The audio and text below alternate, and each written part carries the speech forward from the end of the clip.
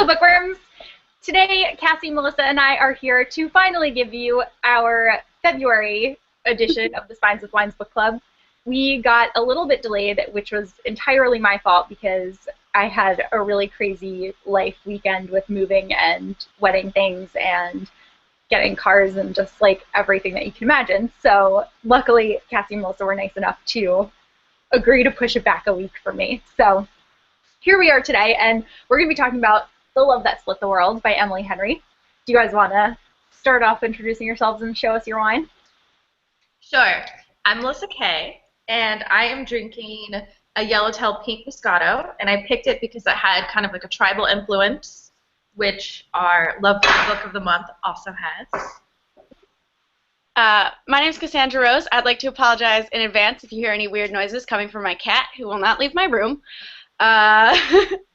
This month I picked this Bluefeld Riesling, and I picked it because it has a really fun, whimsical logo with all these like flying leaves around it, and it just kind of reminded me of like the whimsical stories within the stories. That is very cute. I actually was really torn about what wine to get for this because I found one that had like 2 trees on it. Mm-hmm. Like, that would have been good. That is really good. But I ended up deciding on this one because it was a much cuter bottle. It doesn't even say what it is, but there's people that so pretty. And it says I love you on it in like a ton of different languages. Cute. And it's just really pretty, and it's actually champagne. It's not wine, so it's fun and different. Isn't champagne a type of wine? Yeah, kind of. I'll take it. Yeah. Same like family of alcoholics. Together, so. And I'm going to be drinking out of another Disney mug because I decided that I enjoyed doing that last time. I'm drinking out of a mug too. I'm not. It fits more. Well, Cassie's fits the most because she just uses the bottle, but hey. Least dishwashing. That's going to be like your thing now. You can't not drink out of a bottle. That's been my thing. Even before we started this. Okay, so anyway, before we start talking about the book, can we just talk about how beautiful this cover is and how awesome the section breaks were? Yeah. Wait, I don't think I remember the section breaks, but the cover is gorgeous. The section breaks, like, if it wasn't at the end of a page, see, like, this little person falling here, like, that was at the end. Oh, okay. I love the font. It looks really good tight. This is what she's talking about. Look at a little person. Yeah, the little person. So cute. And even, like, this page made me really happy, too. Yeah. Super pretty. I just love everything about it. Like, from the moment that I saw this cover, I knew that I had to have this book because I was just like, that just looks like something that appeals to me on every level. Yeah. Yeah, it's gorgeous. Yeah. But anyway, so do either of you want to give a synopsis of the book? Yeah, why not? Time travel. Okay, I'm sorry. No. I just forgot every character's name in this book. I know. I had to go back and refresh my memory. I read this at the beginning of the month. Okay, so there's a girl named Emily, and she keeps having these strange flashes, and she thinks she has no idea what's happening, so, like, her town keeps changing. She keeps, like, inadvertently, I don't know why I'm avoiding spoilers. This is full of spoilers. She keeps inadvertently flashing to another parallel version of her town, and she falls in love with this guy named Beau, and lots of shenanigans happen, and it's sad, and there's so much time travel forward and backward and within dimensions, so there's a lot happening. Yeah. And there's a love story. I'm really bad at summarizing things. I don't know why you let me do it. Well, I feel like I do it every month, so I want to give you guys.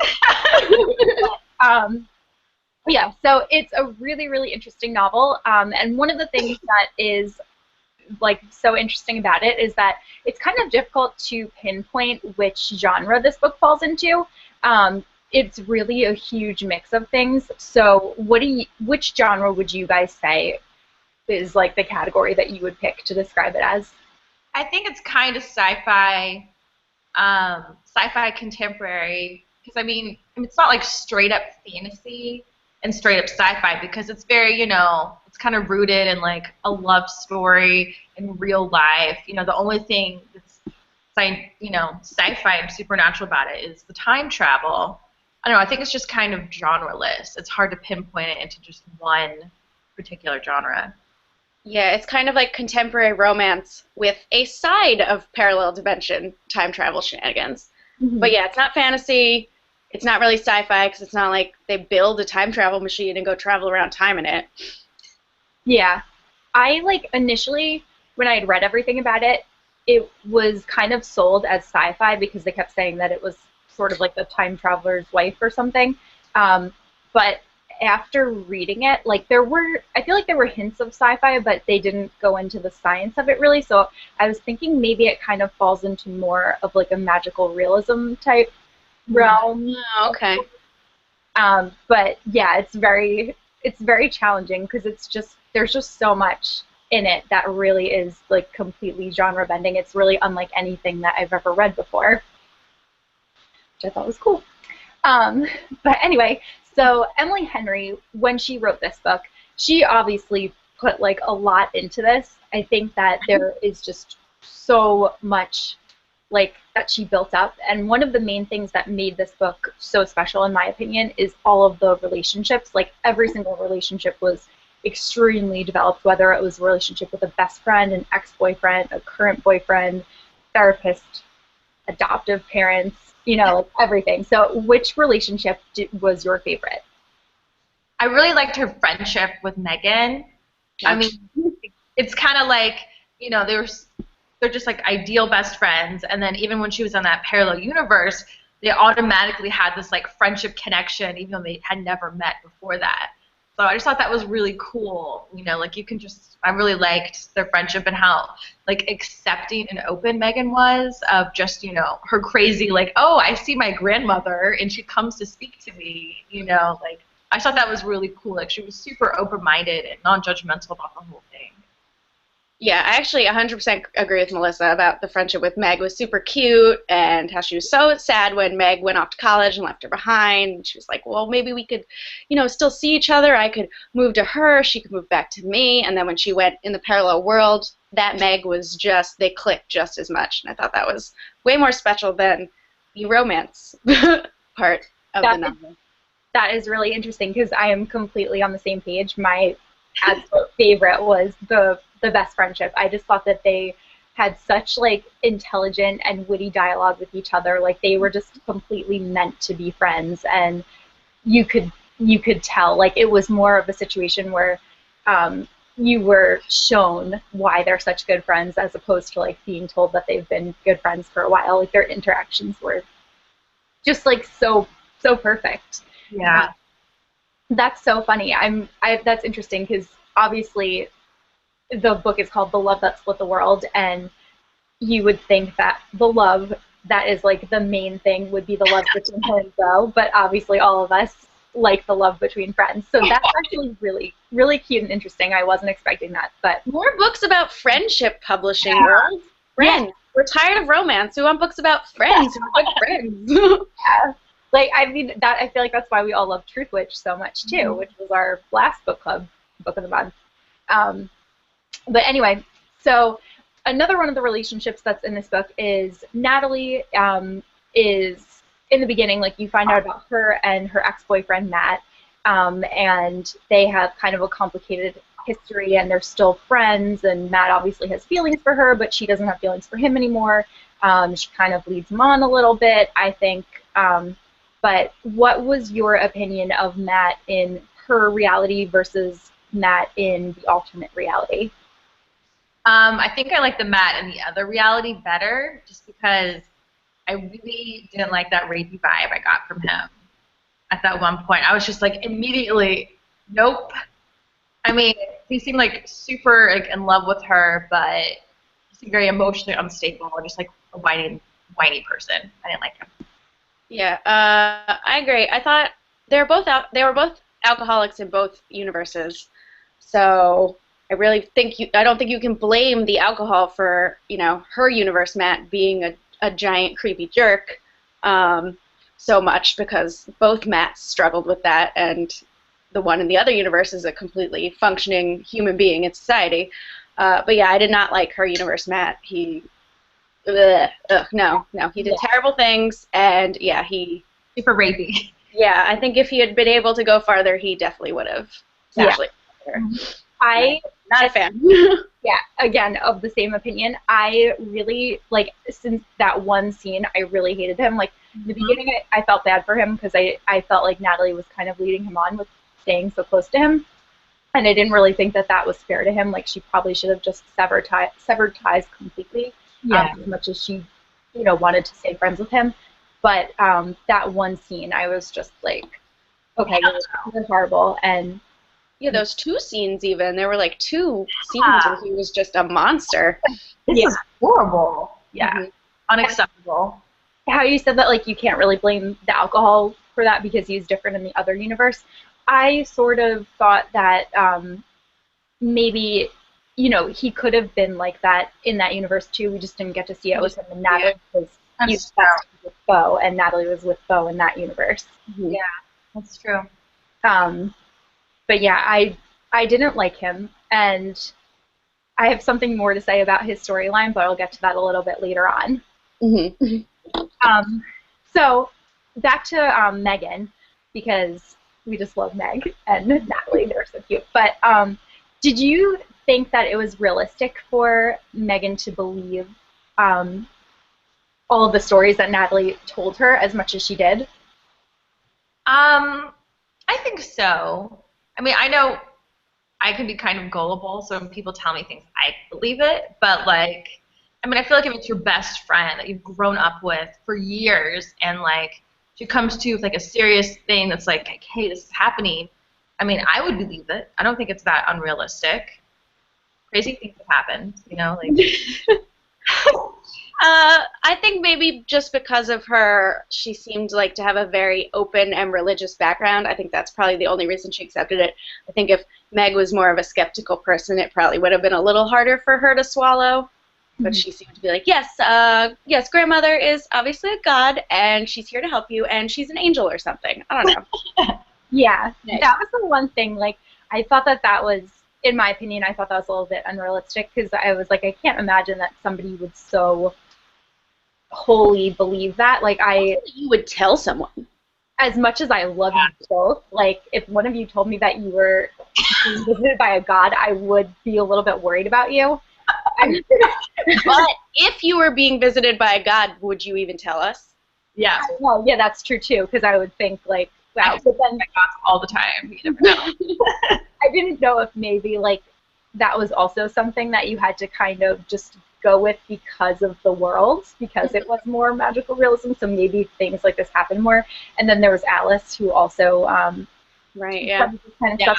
She was obviously very open to believing it, but it just, I felt like it was very accepted amongst people, and I was surprised that more people didn't, like, try to get her help and think that she was insane.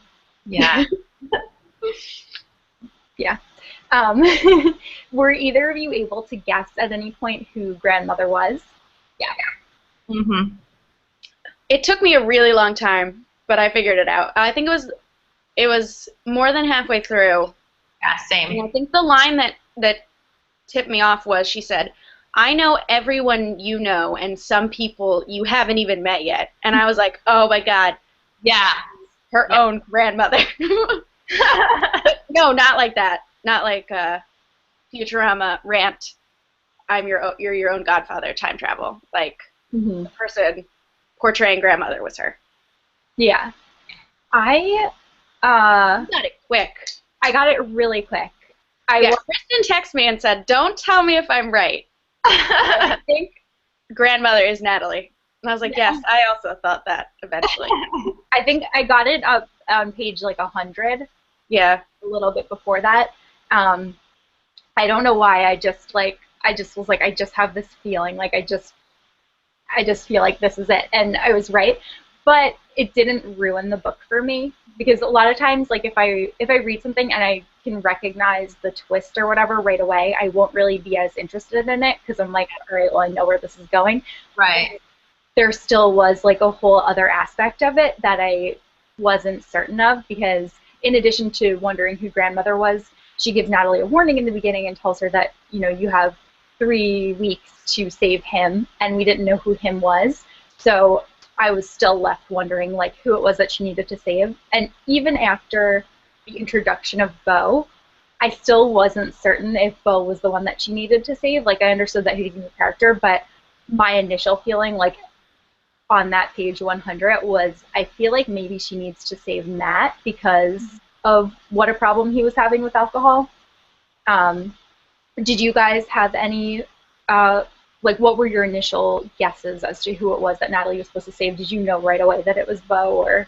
I thought it was too obvious that it was Bo. It was kind of like a red herring or whatever. Like, I feel like it could have been Matt. And then when there was like a section when like her brother felt, Yeah. Mm-hmm. you know, like he was like beat up by the bullies. I was like, okay, maybe it's her little brother. Like it seemed, you know, he seemed like really depressed. And then it went back to Matt again. So, and then I guess it went back to Bo. And then when Matt got into a car crash, I was like, oh, well then it's Matt. It was really confusing for a little while, just because she would like played with your mind, because you're just like, it can't be Bo. It's so obvious. But then you're like, wait a minute. So, yeah, my guesses were all over the place. So. Yeah, I also started, I was like, well, it's obviously the love interest, and then I was like, oh, wait, but what if the twist is that her brother tries to kill herself, or, yeah, and then when Matt ended up in the hospital, I was like, oh, well, I don't know. Yeah. It was also a mystery. Yeah. A contemporary romance, time travel, parallel dimension mystery novel. Yeah, with, like, also different religious influences, and which is actually like part of the next question.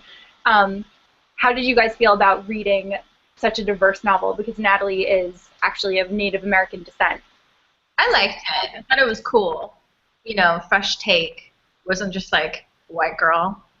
You know, like I thought that was cool, and I like how they incorporated it into like, you know, her dreams, and you know, just I like the whole issue with adoptive parents and stuff, because I feel like that's really big and like it's not really explored that much in a lot of popular novels. So I thought that was cool. Yeah, I was like, oh, because first I was like, oh, she's adopted. That's really interesting. I don't think I've ever read a YA novel with an adopted child, other than Harry Potter, which doesn't really feel like he's an adopted child.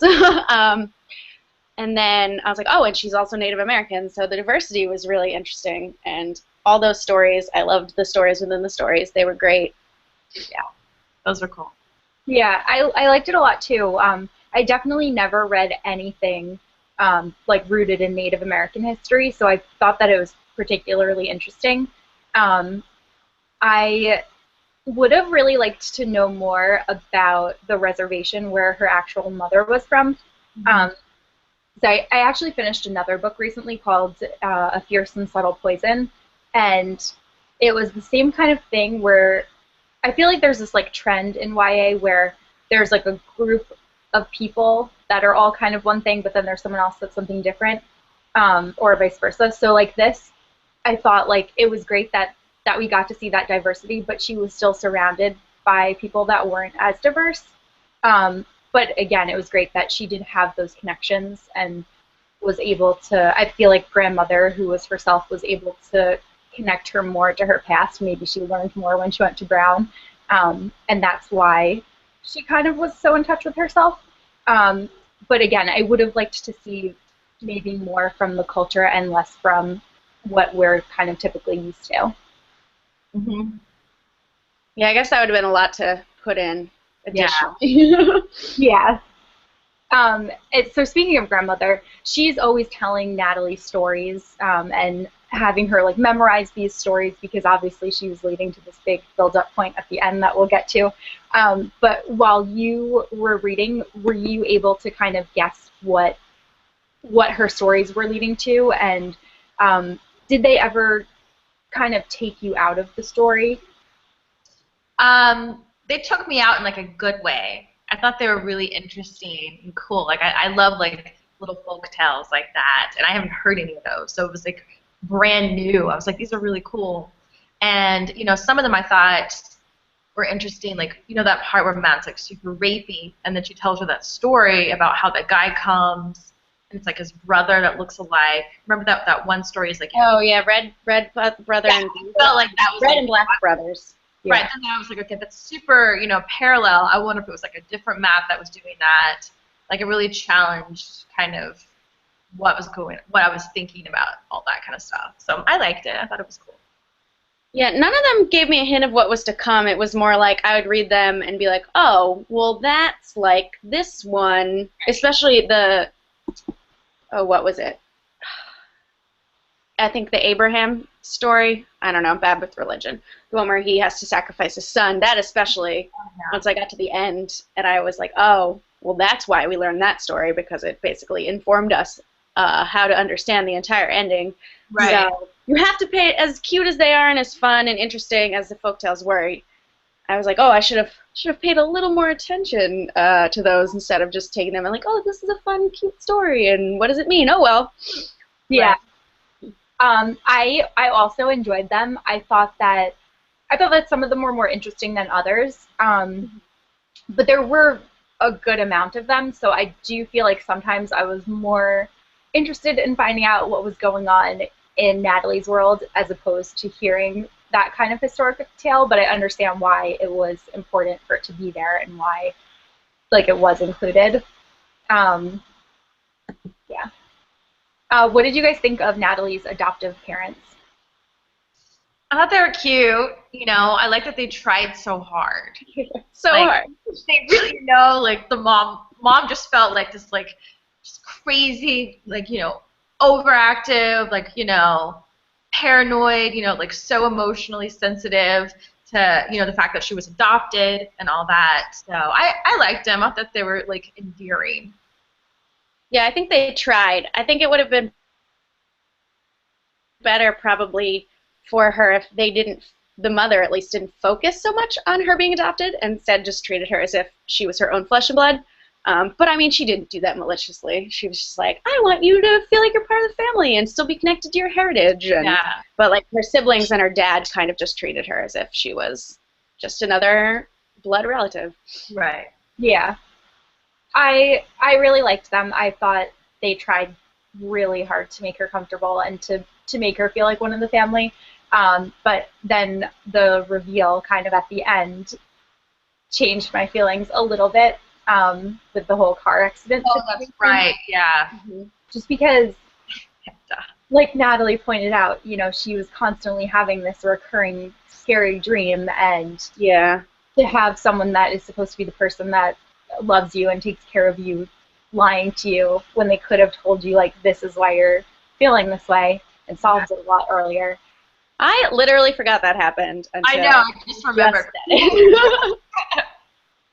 Maybe I should read books closer to our book club. I know. That's what I did, because Truth Witch I read right at the beginning of the month, and then I had to kind of refresh my memory and reread some parts. So this one I was we're saving this for the last week of February. Yeah, no, I think I'll do that next month.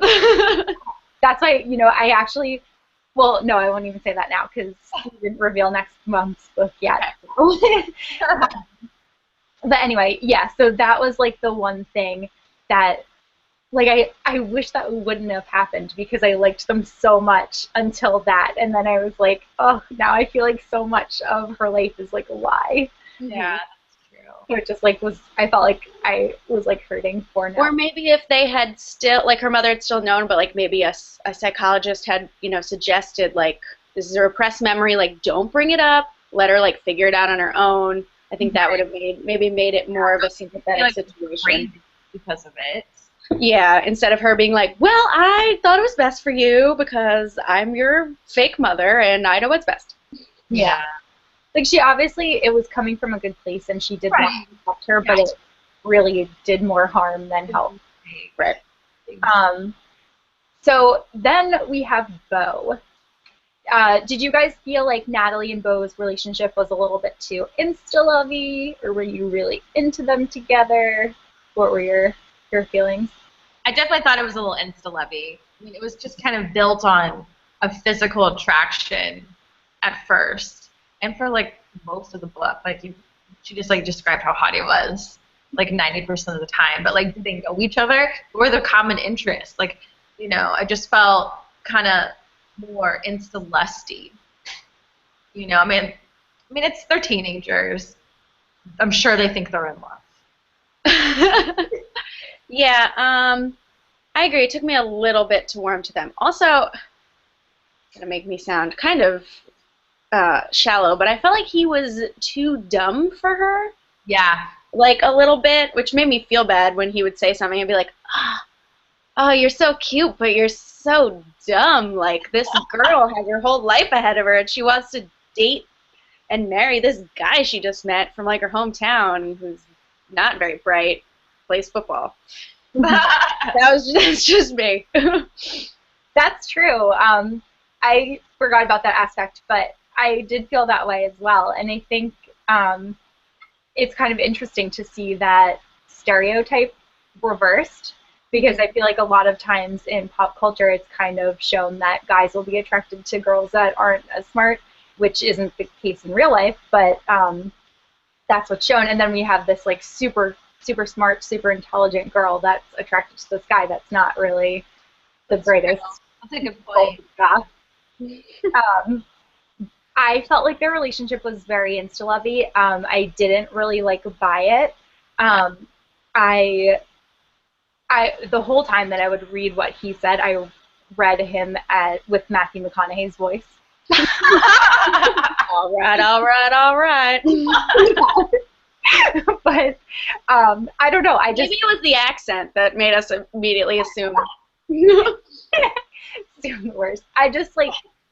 I don't know. Like Melissa said, I felt like there were no common interests right away, and I was confused as to why they were so like hell-bent on getting one another when they really had no history and they just saw each other for the first time.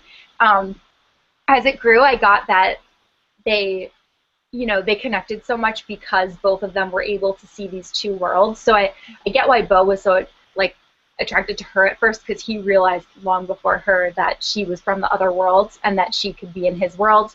So I get his fascination, but I was confused definitely by hers. But then, like, while that bothered me in the beginning, toward the end, I was wondering if the reason that they were so drawn to each other is because their lives were so connected. Right. And maybe there was just some kind of innate thing that kind of pulled them together because of the circumstances of the accident and everything. Right. So it wasn't his like, I done love football, my name Beau. And his cereal and beer combination.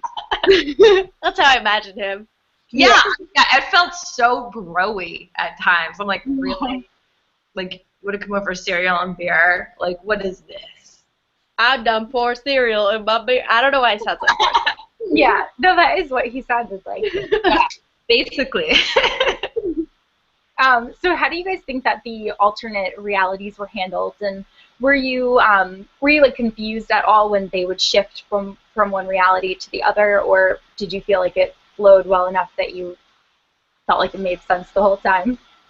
No, I was definitely confused at a few points. In the beginning, it was more clear cut because she would, like, you could see it was very obvious, like the distinction between the two, because something would be different, But towards the end, I was hella confused. I'm just like, what? There's 3 dimensions? Like, what's going on here? Like, I was so confused. I remember texting Cassie and being like, I don't understand what happened in the end. Like, it was really funny. We'll talk about that when we get to the end part, but it was really amusing when Melissa texted me. It's like, I don't understand what's going on right now. What is this book? What's happening? Yeah. I was just like, what? And then I had to, like, go back and, like, reread it. I'm still kind of like, okay. You still don't know what went on. I'm still kind of confused. I told her. I don't know if it explained anything. I know your text to Cassie resulted in Cassie texting me and saying, pay very close attention. I was like, okay, so here's what you're going to do when you get to the end. Don't like, wait, what? Like, that's how it ended. What happened? I don't understand. Like, it was so confusing. But, yeah, so that's my take. I disagree. I thought she took a lot of pains to be sure you knew what was happening, even when her and Beau were together, and it would be like, what world are we in right now? So to me, it felt like she was trying to differentiate between the two, and I thought it was interesting, like the very, very little differences It's kind of like a butterfly effect thing, I guess, or something, or like sliding doors or something like that, where it's, this one little difference sets off these much larger differences in the world, which was interesting. Yeah, I liked how it was done. I liked how certain things would be different when she would shift, but there were definite times where I was reading and then I would be like, oh, wait a second, I'm not in the world I thought I was in anymore, and I would have to like go back a little bit and be like, okay, this is where it shifted over. I feel like I got the ending. I didn't really have a problem with that, but I thought like some of the shifts were very sudden, which is, how Natalie experienced it, so it makes sense that it was written that way. But I was confused from time to time. So I touched upon like the relationships before, but obviously Natalie's most complicated relationship in this book is the one that she has with herself. So how did you guys feel about her kind of like journey to self-discovery, and do you feel like maybe it would have been a little bit different if grandmother would have revealed to her who she was earlier on, or do you think that it was like that would have hindered her growth? I'm not sure if it would have hindered her growth. Like, I kind of like that it was a mystery, so she felt inclined to, discover more. Like she felt like this push, like to find her and find out what was going on. And I feel like if she knew, she'd just kind of be like, oh, like I'm obviously going to try the hard since I'm going to live to be 80, or something. So I feel like not knowing probably helped with her growth, for sure. Also, not knowing may have, back to a more science fiction-y thing, may have like thrown off the whole space-time continuum, and who knows what would have happened. So she probably thought she had to play it just like, although how does this world work? Is it like linear? Is it cyclical? Does grandmother remember a different grandmother visiting her? Right? Time a flat circle? I don't know. I forgot the question. What was the question? It was just about Natalie's... Oh, self-discovery, finding your own self. I feel like being a teenager is hard, and you're trying to find yourself. I think it was especially hard for her not knowing her birth mother and not really being that connected to her heritage. And I feel like, on top of it, the idea that there are parallel dimensions just made it that much more difficult. But yeah, I feel like grandmother didn't really help that. I had a lot of problems with grandmother after that reveal that we discussed. Me too. I thought that I just I'm also kind of surprised that Natalie maybe didn't realize right away that it was her. Didn't they look like kind of similar? Yeah. You would think, and then also like I found it interesting that she put her on this like such like a high pedestal and like thought that she could be like a god or something, but it was like herself. Oh, that's kind of cute. She was a little bit like, I don't know. I just had problems with her. Very high self-esteem. Yeah, like it was just weird to me. Yeah. I think that if she would have told her earlier who she was, that Natalie might have. I think it would have changed the story completely. I can't really speculate which aspects it would change, but I do think that things would have been very different. But again, I'm just kind of surprised that she couldn't feel that it was her own self. I don't know. I'm like having all these thoughts now. Like maybe because she was still figuring out who she was, so she didn't know who she was going to be in the future. But again, I think the time travel thing is very important. Linear, cyclical. Oh, that might have changed things. That is the part that I like wondered about too, because if something happens at one point, then it's like a fixed point in time, and it's something that's always happened in history, no matter when it's happening. So, yeah, that would have. It's time travel just gets so convoluted; it could be so hard. Unless you're reading Passenger, because that was done amazing. Yeah, that was very non-time travel shenanigan for the most part. Yeah. Which actually brings us to our next question. So, do you feel like there was a little bit too much of like an info dump about Natalie's life or the rules of time travel, like particularly when Alice was trying to explain things to her? I think at times Alice's character felt kind of random. Like she just seemed very, I mean, for a scientist, she seemed really non-skeptical about like these like dreams and like alternate realities. You know, like it felt kind of random to me. Like the whole hypnosis thing and stuff. Like I see where they were getting at and stuff, but it just kind of felt too easy, very convenient. Yeah, the wormhole and the slinky explanation. I was just reading it like, what is happening? Like I'm watching Donnie Darko and I'm confused all over again. Yeah, definitely. I liked that she called. No, Cassie disappeared. Sorry, an animal opened the door. I think it was the dog. I liked that she called Natalie out on everything at one point. But yeah, that woman did not give a shit at all. Yeah, she was just like, listen, this is the way that you are. Yeah, that was like I thought that was cool, but then I felt like it went on a little bit too long. Like I felt like she was getting a little bit repetitive, and I was kind of like, all right. Kind of mean. Kind of really mean. Yeah, she was. And I feel like that was kind of a tactic to like push her to get to that repressed memory, just to like make her angry and feel emotion. But it still was like, I was just like, this is like too much. What kind of adult are you, man? Yeah. Like, wow, who are you? Like, you're not her therapist. How dare you? You're writing a book about parallel dimensions and no one respects you in your field. Yeah. So before I said, like, this book was kind of pitched as Friday Night Lights meets, I couldn't remember the name of the show because I never watched it, meets Time Traveler's Wife. But do you guys feel like that was a realistic pitch, or do you think that kind of was a stretch? Well, I haven't seen it either. Yes, also.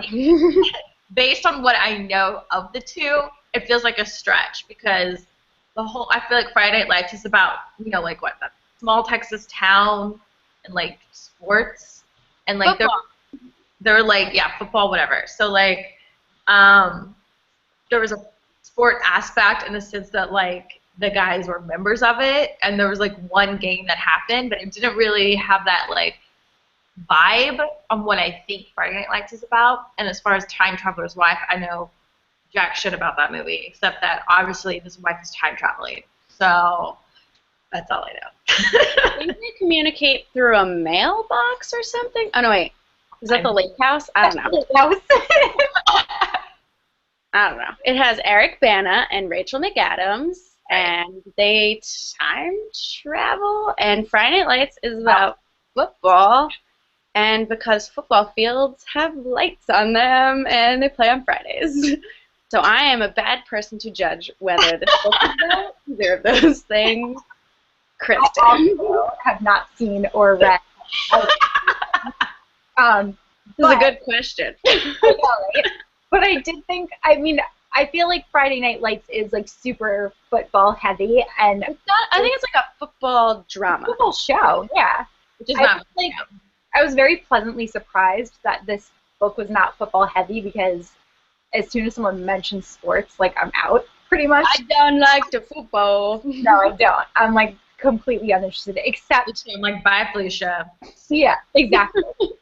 Although I will say though, like I'm shocked that I am so obsessed with Pivot Point and Split Second by Casey West, because there is football in that, and it's more football heavy, but that duology is like everything. So that's another football parallel dimension young adult novel. It is, and I honestly, like, I just love that one more than anything in the world. But yeah, so like I get that there was time travel, so I guess that's why they pitched Time Traveler's Wife, but I didn't feel like that was kind of an accurate representation of it, because it just seemed like they were like, let's pull two popular things and say that the book is like these things, because there's a little bit of time travel and there's a little bit of football. So okay, random aside, I took a quiz. I forget what website it was on, but it was like it gave you a bunch of questions, and the answer I got was because aliens. And so I clicked the thing, and it gave this book. So the whole time I was reading it, I was waiting for aliens to show up. But they never showed up. It had nothing to do with aliens. I have no idea why this site recommended I should read an alien read, and they gave me this. So that's interesting. Friday Night Lights meets E.T. meets Doctor Who meets The Time Traveler's Wife. So who were your favorite and least favorite character? My favorite character, I'm totally blanking on her name, but she was like her friend that hooked up with Max. What's her name? Rachel. I liked Rachel because I thought she was really honest and like super sassy, and I love sass. So I thought she was like really cool throughout both universes, and she was just kind of like a grounding character. You know, very, like, strong. I liked her. Who's your least favorite character? Matt. I think he sucks. Yeah, I would pick Meg for my favorite character and probably Matt for my least favorite character for reasons we have already discussed. I also would choose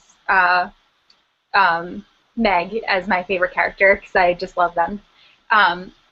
And I would also choose Matt for my least favorite, just because he's horrible. Like Natalie's universe Matt. I have nothing wrong with alternate universe Matt, I guess. I still did. I couldn't separate the two. Oh, yeah? I was just like, oh, he's so different and nice and friendly. And I was still just like, I know what you're capable of. I'm watching you. Rapey. I'm watching you.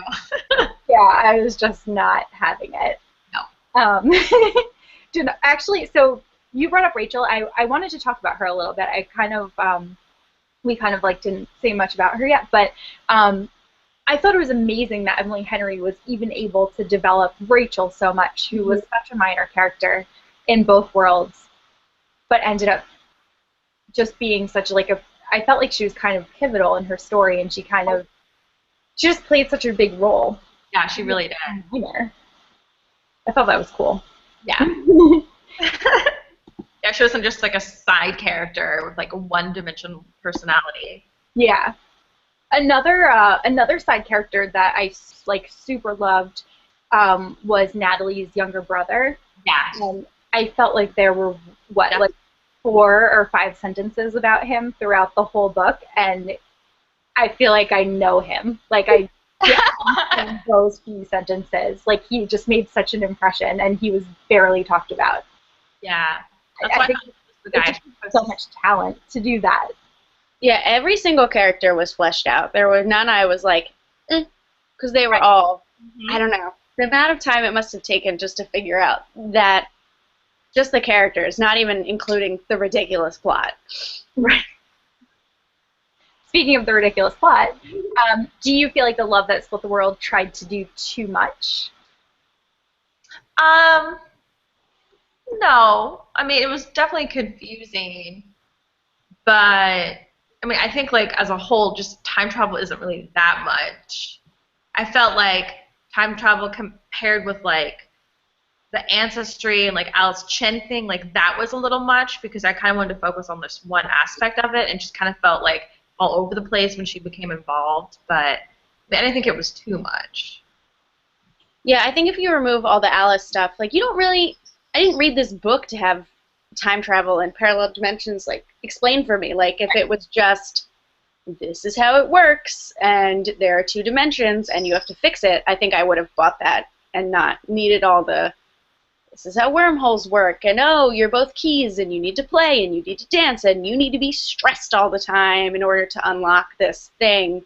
Yeah. That was a bit much for me.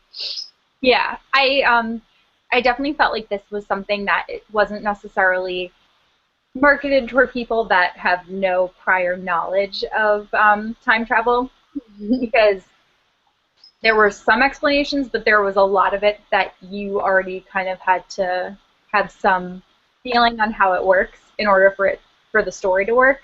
And I felt like it was a very, very ambitious novel, but I felt like it completed its goal. Like it did what it was trying to do, which was good. But so getting to the ending, because that was like a confusing part, but it was also one of the most exciting parts. Do you think that Natalie ended up making the best decision at the end of the book? Well, I was still very confused with what the decision entailed. Like, she killed herself so they could both be together. You want me to go over it a little bit? I'll go over it again because I'm still confused. Okay. So in the end of before this, they gave the story, I'm pretty sure it was Abraham. They gave this biblical story of Abraham who's asked to sacrifice his son to God. And he's about to do it, and God's like, no, I was just testing you, haha, JK, you don't need to kill your son. So that same sort of thing happened in the ending. So Natalie is basically told by grandmother that she could go about her life and live it and let Bo go, or she can kill herself and allow Bo's timeline to be the main timeline. So she could either stay as things are and keep her timeline alive, or she could kill herself and allow Bo's timeline to take over, because right. Those are the only two options. Right.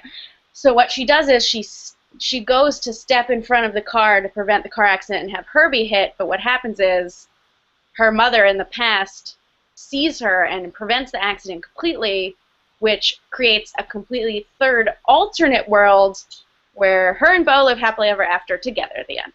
Okay. Does that make more sense? It does. Okay. Want to re-answer the question, Mel, or no? Question again? Do you think that Natalie made a good decision? Yeah, because it was either, she dies or he dies, and she was like, screw it. I'm trying option C, and that's probably what I would have done. Mm-hmm. Yeah, I thought it was kind of selfish. It's kind of hard to say it's selfish because grandmother is also her, but I think it's kind of selfish to tell your past self, oh, you should just give up your life for this dude. Right, it's not fair. Yeah, I don't know if she knew the outcome or what. I mean, obviously it all worked out in the end, and I really liked the ending, but the whole time she was thinking about killing herself, it was really bothering me that you would give up yourself and everyone you love for this dude. Yeah, gross. Yeah. That was, this was the only part of the book that I had a lot of issues with, because I felt like Natalie's decision was completely reckless. Like, she assumed that she was going to be dying and that this was... Right, yeah, she didn't go into it thinking, oh, I can prevent this accident. She went in thinking, I'm going to die. Yeah. Yeah, I guess especially after hearing from grandmother about the future, mm-hmm. The part that killed me the most was that she was going to kill herself, so none of the things that would happen, which means that her brother, she said that she was a surrogate for her brother 2 times because mm-hmm. her brother ended up being gay. Yeah. And that was the part that hurt me the most. I was like, so you're going to kill yourself for this guy that you've known for a few weeks or whatever. Meanwhile, you're taking away these children from your brother that you've grown up with for your whole life. Yeah. And your future self has also said that you've been happy, you've had a full life. I'm sure you've always thought back to this moment, but your life was great and it was fine. Yeah. There was nothing wrong with it. I just thought it was romance. Get over it. I felt like it was such a weird decision. Yeah, and for a summer fling. Yeah. I guess that she was influencing her the entire time to get to that point, but I still didn't feel like it was a decision that someone as intelligent as Natalie would make. Yeah. I agree. Kill yourself. It's like when Dumbledore raises Harry knowing that he's a Horcrux. Yeah. Spoilers. How many stars did you end up giving The Love That Split the World? I think a 3.5. I would, if it was a half rating, it would be 3.5. I get a 5 on Goodreads because I really enjoyed it, but my own personal rating would be more a 4.5 just because some of the religious aspects were a little heavy for me, and that Yeah, that's decision to kill herself just was like, I can't give this a 5 based on those like 2 very, very tiny things alone I have to take off the bat. Yes. Yeah. That's funny. So Melissa gave it a 3, Cassie gave it a 5. I ended up giving it a 4. And the reason that I gave it 4 was because I really, really, truly loved the entire thing. I loved all of the fully formed relationships. I loved all of the fleshed out side characters. I thought that like pretty much everything that she did within this book was like very near perfect, but I had a lot of issues with Natalie choosing to end her life. And that's why I was just like, I can't give this 5 stars because I feel like this was the worst decision ever. That's why Goodreads needs a half-star rating. Exactly. Because sometimes I'm like, well, it would be a 4.5. So then I have to think, oh, well, should I give it a 4 or a 5? Like, which side of the spectrum am I leaning towards? Yeah.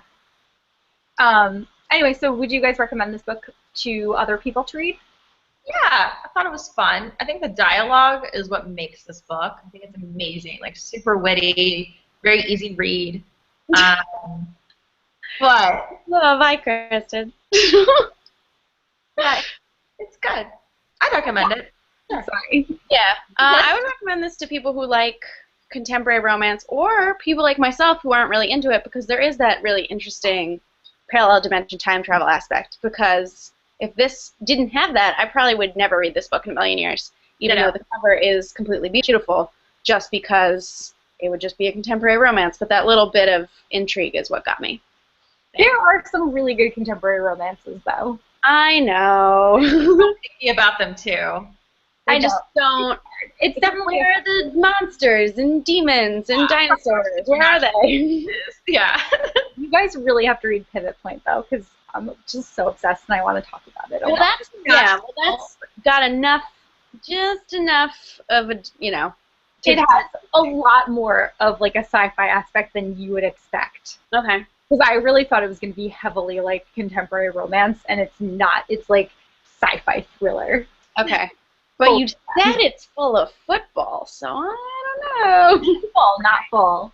But I swear, I hate football like more than anything, and I freaking love these books. Okay. They were so good. But anyway, so the reason that I disappeared was because I was grabbing our book for March so that I could hold it up and show everyone. But we have decided that we are going to be reading The Shadow Queen by C.J. Redwine. Woo! Oh, Cassie already has hers handy, so that was thinking ahead there. I did that because last week I was like, wait, I have the thing right here. Yeah.